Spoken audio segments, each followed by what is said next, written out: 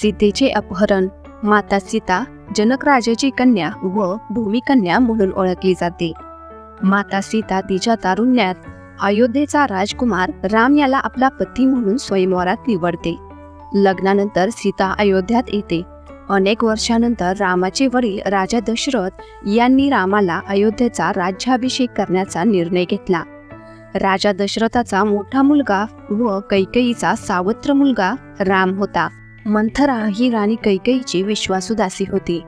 तिने राणीच्या मनात रामाचा राज्याभिषेक करण्याबाबत शंका निर्माण केली व आपला मुलगा भरत याला अयोध्येचा राजा बनवून राज्याभिषेक करावा असे सांगितले.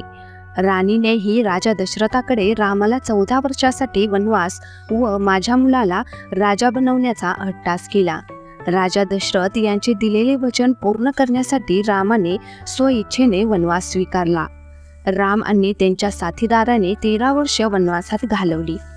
या दरम्यान रावण जो एक राक्षस राजा होता त्याने सीतेच्या सौंदर्याने मंत्रमुग्ध होऊन सीतेचे अपहरण करण्याचा निर्णय घेतला. मारीचा या राक्षसाने सुंदर अशा सोन्याच्या हरणाचे रूप धारण करून पंचवटीला पोहोचला. सोन्याच्या हरणाच्या सौंदर्याने मंत्रमुग्ध झालेली सीता ते हरिण मिळवण्याची इच्छा व्यक्त करते. तिच्या विनंतीनुसार राम तिच्या इच्छेखातीर सोन्याचे हरिण मिळवण्यासाठी आश्रमाबाहेर निघाले व रामाने लक्ष्मणाला सीतेचे रक्षण करण्याची सूचना दिली.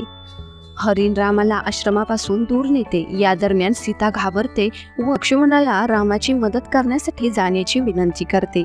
जाण्यापूर्वी लक्ष्मण एक संरक्षण रेखा आश्रमाभोवती आखतो व कोणत्याही परिस्थितीत रेषेच्या बाहेर पाऊल न ठेवण्याची सूचना देतो.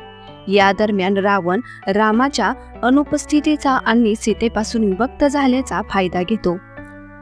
ऋषींच्या वेशात रावण आश्रमाजवळ येतो आणि भिक्षेची गरज असल्याचे भासून कपटाने सीतेला संरक्षण सीमेबाहेर पाडतो. ही संधी साधून रावणाने सीतेचे अपहरण केले आणि तिला त्याच्या लंकेच्या राज्यात नेतो.